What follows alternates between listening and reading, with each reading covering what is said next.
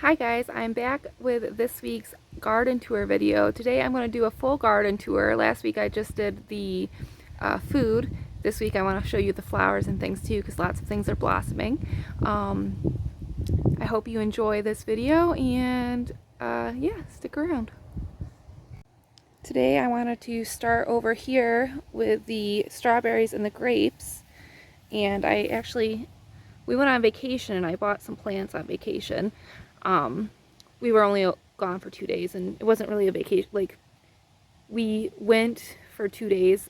It was only like a 30-mile drive, but it was like a staycation. But I bought plants while we were gone. So this is one of them. It's just a regular pumpkin and I planted it here to see how it'll do with a drain pipe and stuff there. There's the grapes and then there's the strawberries. And the reason I wanted to start over here today is because look, the strawberry's ready. This is my first strawberry, guys. I'm so excited. I'm gonna pick it. Oh, yes, look at that. Nice. It's nice and red and juicy. I think on camera it looks a little bit more orangey, but this is definitely a deep red with a little pink on the bottom. So let's turn the video. Yeah, let's see how this tastes. Oh yeah, very sweet. Nice and warm from the sun.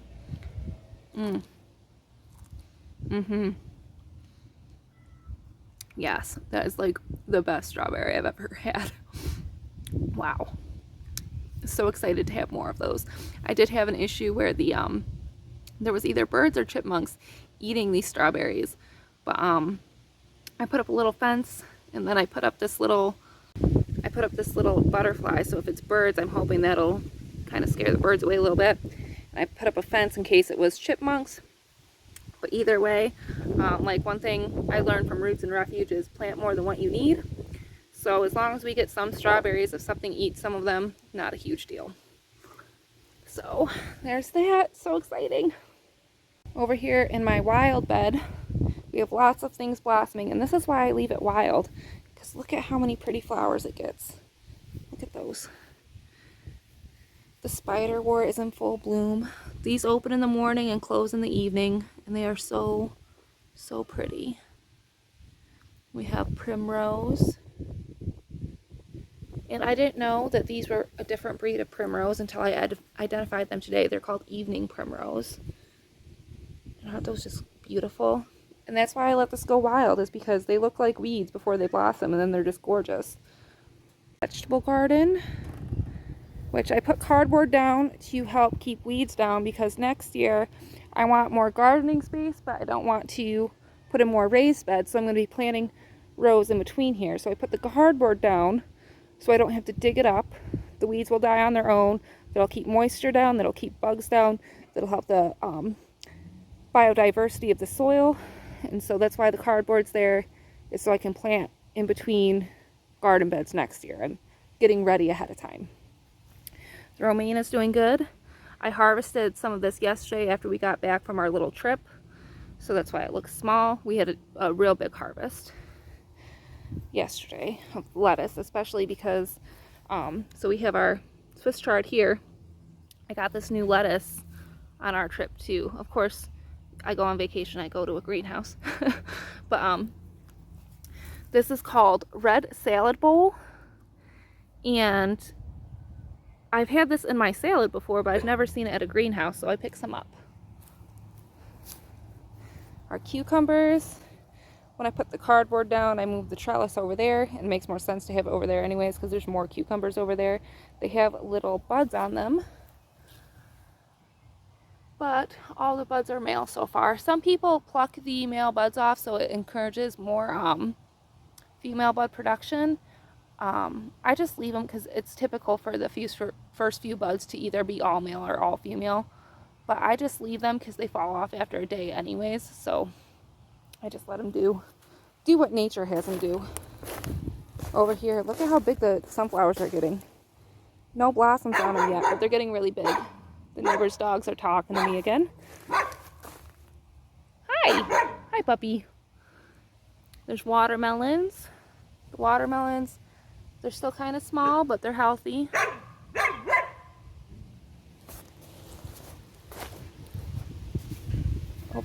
Over here we have our beans that are getting huge. No beans on them yet though.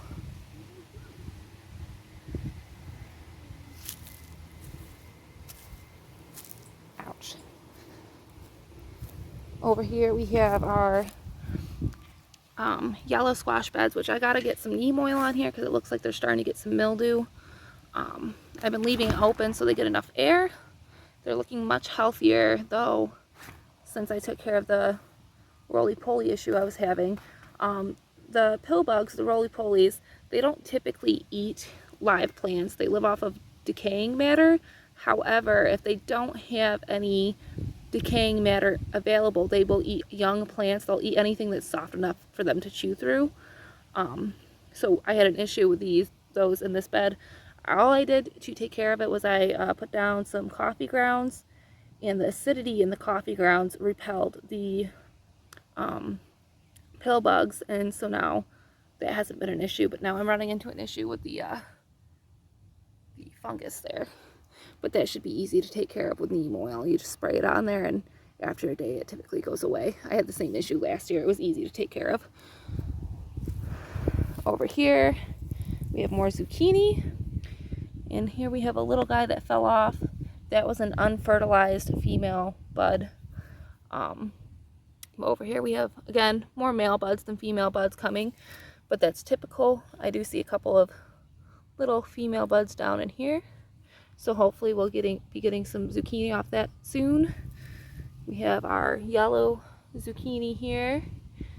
Everything's getting buds on it. Not all of them have buds opened up though. It's still early for zucchini to blossom anyways, so.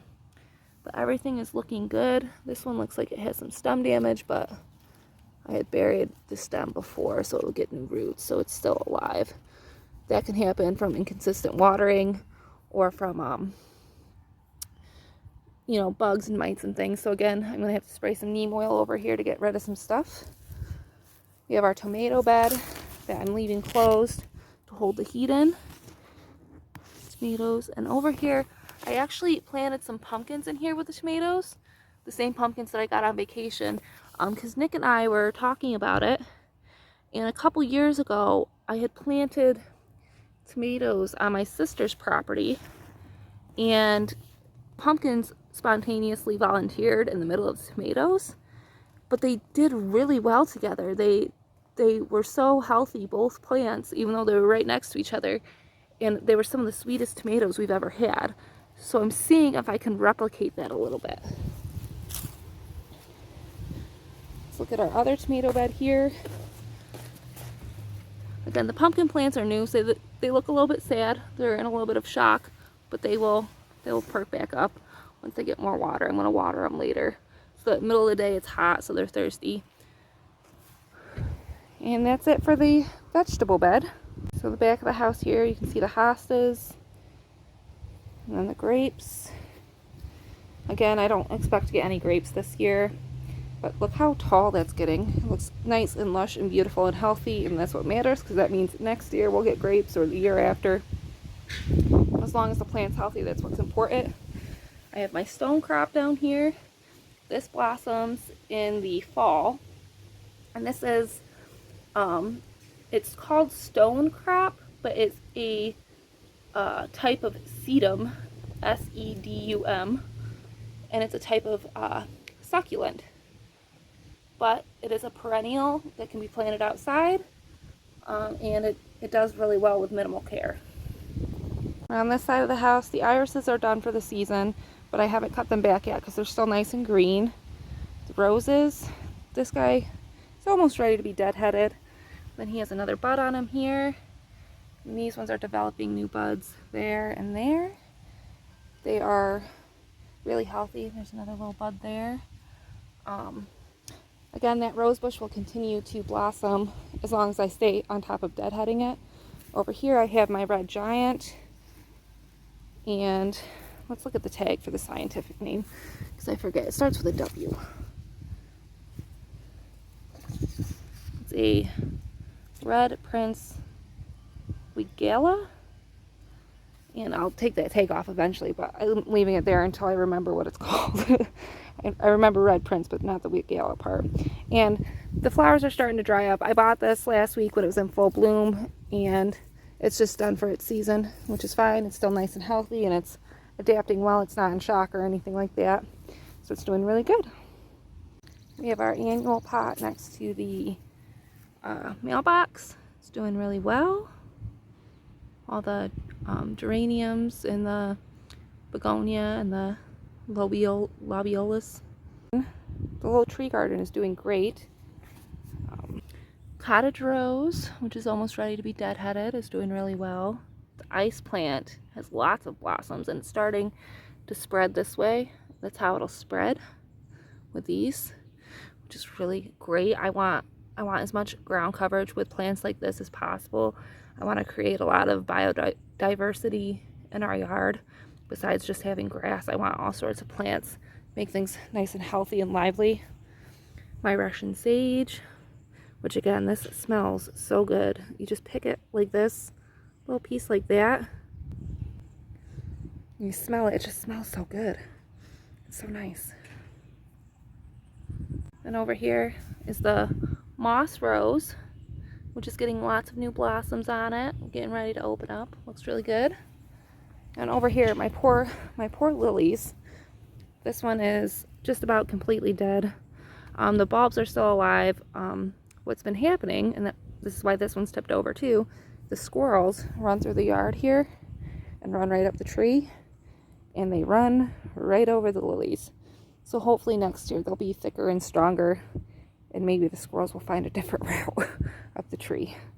We have the front of the house here. Let's walk up the sidewalk. My hostas here, they were getting a little bit of sun scald on them, and I couldn't figure out why, because the spot doesn't get a lot of sunlight. It gets a lot of sunlight like mid-afternoon, but like other than that, it doesn't get that much. It's usually shadowed by the house or by the tree. So I couldn't figure it out, but then I realized Nick was parking his car right here, and I think it was like magnifying the sun and burning the plants. So now he's been parking back further or more toward the garage. Look at these balloon flowers. Look how tall those are getting. There's the window right there. They get so tall. And most balloon flowers that I've seen only get like maybe a foot tall. And at this point, these are, gosh, almost 4 feet, 3.5 feet. And these ones will get just as tall. And I just love watching them grow because it happens so fast. I have mystery plants here that never blossom. My hollyhocks are doing great. Again, these bolted up while we were on our little trip, and now they have flower blossoms on them. And I was worried about these when I first planted them because they went into shock and they lost like half their leaves, but now they are so healthy. We got the hens and chicks down here doing great as usual. Our annual pot, all of our hostas that don't have any shoots on them yet. We have some irises still that look like they have more buds on them, but who knows what they're going to do. We have our dianthus here that are doing great, and again, this is something I want to use for more ground coverage besides just having grass, because they spread easy, they're beautiful, the pollinators love them, and it's better for the soil and for the earth to have a mix of different types of plants. So I want more stuff like this in our yard and less of just the crabgrass. Over here we have the chives that are starting to get, let's see if I can find one. They're starting to get little shoots down here. So yeah, I was right about these. These will blossom more toward the end of June, beginning of July. And they're beautiful. I can't wait for those. My peony tree, nice and healthy. My marigold pot that is getting lots of little plants in there, and hopefully in a few weeks time they'll start to blossom. They grow real quick. This pot has black eye Susans and some marigolds that have volunteered in here. And over here we have the irises that I thought these blossomed later in the season, but they actually blossomed last week. And you can see where I need to deadhead some of them. They blossomed later last week and they only lasted 2 or 3 days, so sorry you guys missed those. They're small and beautiful, and yeah, next year you'll get to see them, or maybe they'll blossom a second time. I don't know. The tiger lilies are getting lots of shoots on those. Tiger lilies are one of my favorite flowers. My grandma used to grow them, and we had them all in her flower bed, and then the small hill behind her apartment, we ended up having a bunch there too because they spread there. The bleeding geraniums, or wild geraniums, still blossoming. They're starting to die off a little bit, and then once these die off, I'll cut them back and use the greens as natural mulch to refeed the earth and help everything stay healthy. Over here, these lilies are doing great, and I'm actually surprised they're doing so well because the hose tends to run into them a lot when we're trying to water, but they are doing so healthy. Let's get a whole view of the side of the house here. Everything's doing really good over here. We have the hostas here that are doing really healthy. And again, these don't have any shoots on them yet. This side of the house is almost always shade. It gets some sun in the evening, and that's it. And then I have this random vine that grew out of here that I'm pretty sure that's morning glory. I looked it up, but it doesn't have any buds on it yet. I'm gonna have to, if it is morning glory, I'm gonna have to get a trellis or something out here so it can vine up. There's some weeds over here. Again, we were gone for a couple days, so I haven't been able to stay on top of weeding. And this area is hard to weed because I have these little cactus spores here. Every time I try to weed this stuff out, these get stuck in my fingers. So, and then there's my cactus back here. This one isn't gonna make it. That one might make it. This guy is healthy, and then this guy is really healthy. He's starting to get a bud on him. So if just he makes it, I'll be happy with that, because the rest of them kind of got eaten. So my knockout rosebush, where some of these are almost ready to be deadheaded.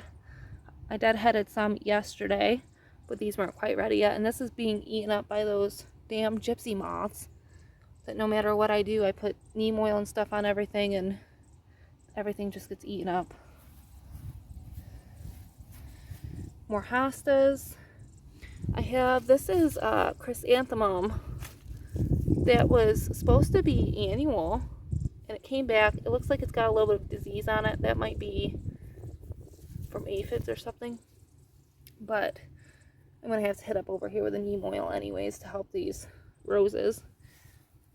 Sunflowers, and these are the same type of sunflowers. I'm pretty sure the same type of sunflowers that I have in my watermelon bed, but they're not nearly as tall. So maybe it's a different type. I don't know. This is the knockout rosebush that I rescued from Walmart, that they were just letting it die and had it on clearance for like $5. And it is, look how healthy it is now. Nothing on there is dying. It has the one rose open. It has lots more buds happening.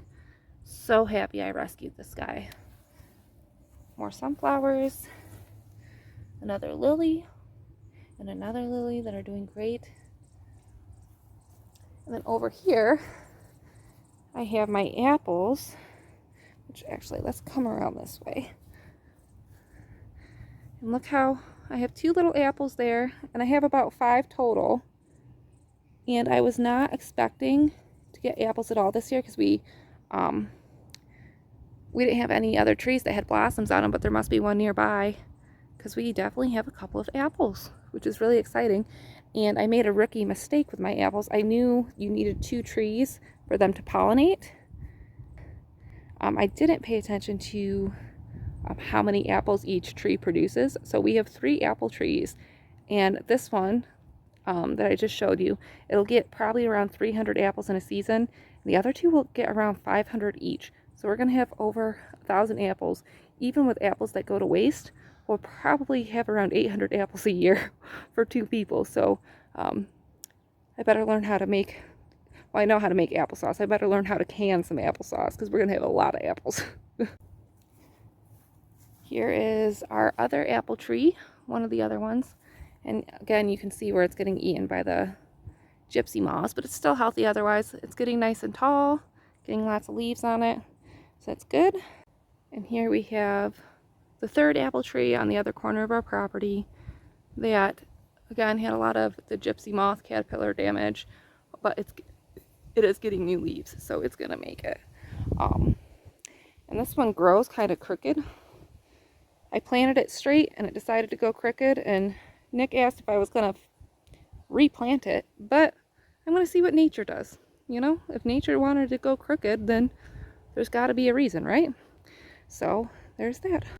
So thanks for joining me on this week's full garden tour. I hope you enjoyed it. If there's anything else you would like to see or anything that you have questions about, feel free to let me know. If you have any advice, again, feel free to let me know. I'm always open to advice. And thank you for watching, and I will see you guys for next week's garden tour. Bye.